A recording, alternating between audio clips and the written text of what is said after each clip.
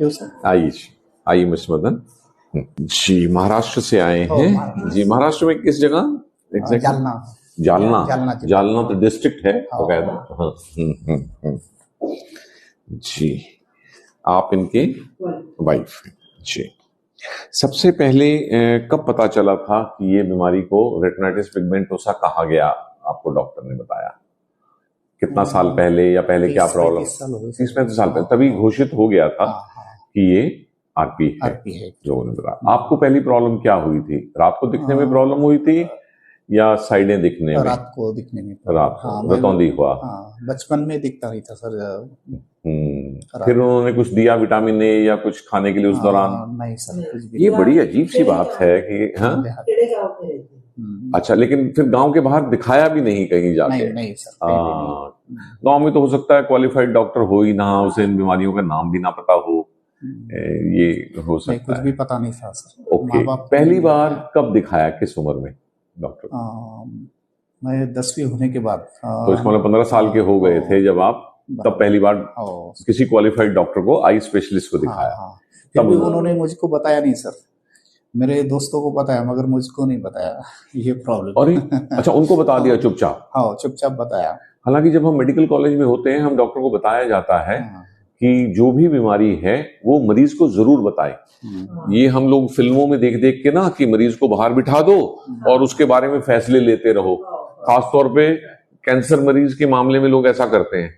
अरे भाई, जिसको कैंसर है अगर उसको 15 दिन बाद मरना है तो उसको बताओ ना, वो अपना इंतजाम तो कर ले। उसको बोलते रहेंगे अभी आराम से ठीक है, आप हो जाओगे, ठीक हो जाओगे, और वो बिना इंतजाम किए 15 दिन बाद चले गए। तो ये तो डॉक्टर ने ठीक नहीं किया उस जमाने में। मेरे साथ जो मेरे दोस्त थे उनको बताया था, उनको बोला कि ये है। फिर उन्होंने भी मुझको अच्छा, कम से कम 1 साल बाद बताया कि आपको। हम दोस्त जो हैं आपके, वो किसी प्रोफेशन में क्वालिफाइड नहीं है जहां उन्हें ये पढ़ाया गया। डॉक्टरों को तो ये पढ़ाया जाता है, हमें तो मालूम है, ठीक है ना। ये अगर कहेंगे भी कि डॉक्टर साहब कुछ बात करनी है, इनको बाहर बिठा देते हैं, तो मैं मना कर दूंगा। मैं बोलूंगा जो भी बात होगा इनके बारे में इनके सामने होगा।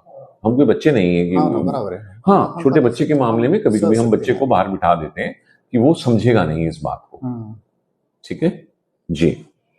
फिर दवाई क्या हुई आपकी इस बीमारी के लिए? क्या दी गई बीमारी के लिए? भी नहीं सर, दवाई इसके लिए ये मुझे हर रोज ये तकलीफ होती है ये सुन के। कुछ भी नहीं। कि सदियों से विटामिन ए का रोल पता है हमें इसमें, तो विटामिन ए क्यों नहीं दिया गया?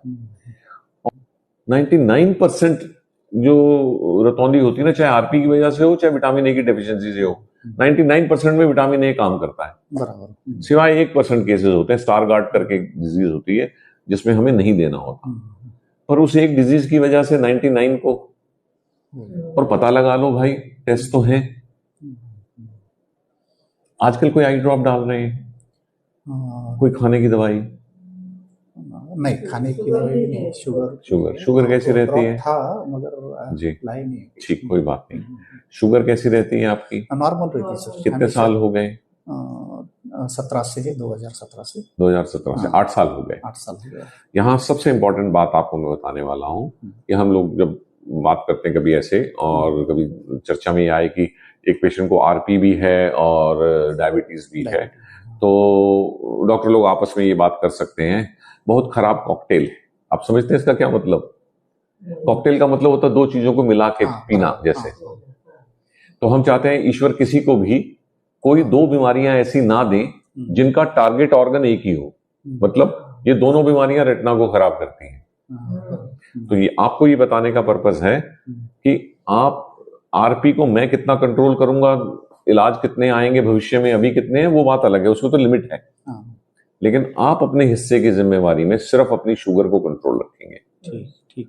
क्योंकि अगर शुगर कंट्रोल ना रही तो आरपी से होने वाला नुकसान दुगना हो जाएगा। बराबर।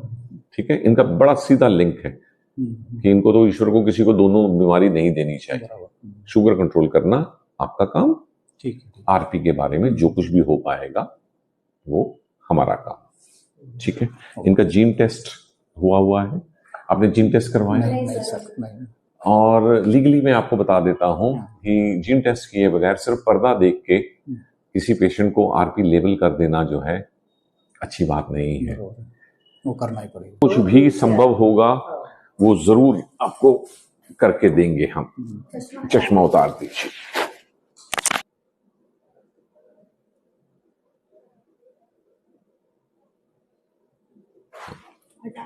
डायरेक्ट करेंगे, ये आ जाइए।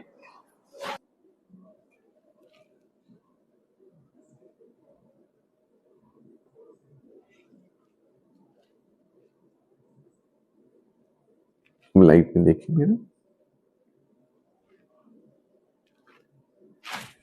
जी।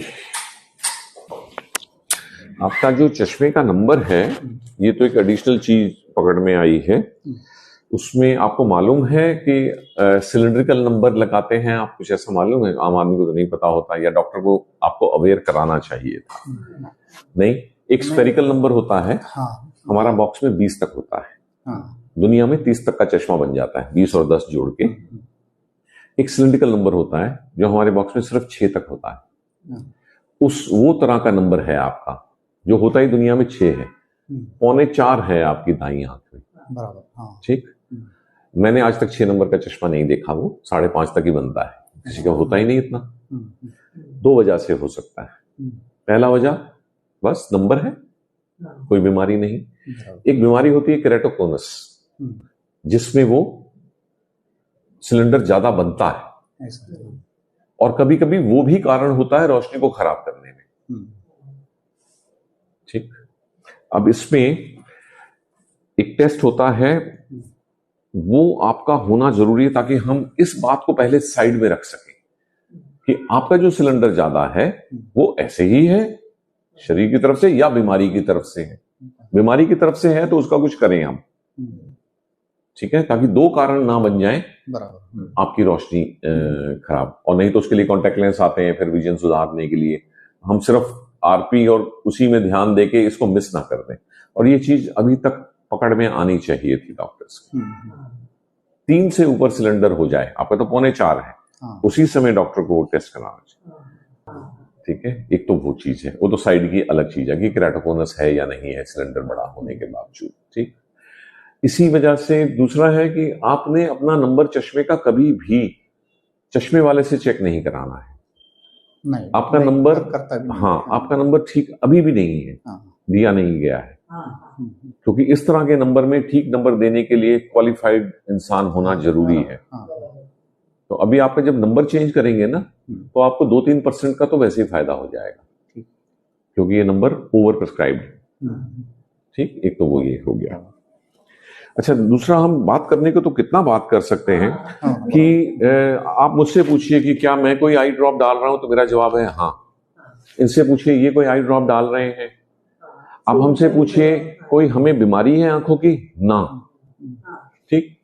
बिना बीमारी वाले लोग अगर आंखों में कोई दवाई डाल रहे हैं किसी वजह से, और वो भी आंखों के डॉक्टर और आंखों के क्लिनिक में काम करने वाले स्टाफ, क्योंकि आजकल प्रदूषण और मोबाइल और कंप्यूटर, ये जो स्क्रीन्स हैं, इसकी वजह से हम सबको लुब्रिकेंट ड्रॉप्स डालना जरूरी है। आपको क्यों नहीं? हम सामान्य लोग तो ऐसे डालते रहे जिनकी आंखें ठीक हैं, और जो मरीज हैं उनको वो भी ना दिया जाए। मतलब ये सब चीजें देख के मन होता है बहुत ड्राई हो रहा सर। ड्राई तो है, मैं अभी देखा ना तो मेरे को लगा इतना ड्राई आई आपका कैसे छोड़ सकते हैं डॉक्टर, जब आपके पास फाइलें हैं। ये उनका फर्ज था, आपको तो नहीं बताना मुझे क्या ट्रीटमेंट करना, ये इनका फर्ज था कि आपको, और बोलते कि बाकी दवाई जो होगा सो होगा, ये वाला दवाई जन्म भर डालना है जब तक हमारी जिंदगी में प्रदूषण है रहेगा, जब तक हमारी जिंदगी में स्क्रीन्स हैं। मोबाइल कहाँ जाने वाला है, और कंप्यूटर और ये कहाँ जाने वाले हैं, टीवी कहाँ जाने वाला है। तो पहली बात, बेसिक बातें कर रहा हूं, अभी तो मैं आया ही नहीं आरपी पे। ठीक है, जैसे गले मिलेंगे आपसे ये बताने के लिए कि मैं ये काम इंसानियत के लिए कर रहा हूँ। ठीक है, हाँ, और जी ठीक है, तो ये अरे जरूर। हमने बहुत नाम सुना है सर आपका, बहुत दूर से आए हैं हम। ईश्वर करे जो आप मान के आए हैं वो आपको मिले हमसे। जी। Smile. Yes. Okay. Thank you, धन्यवाद सर।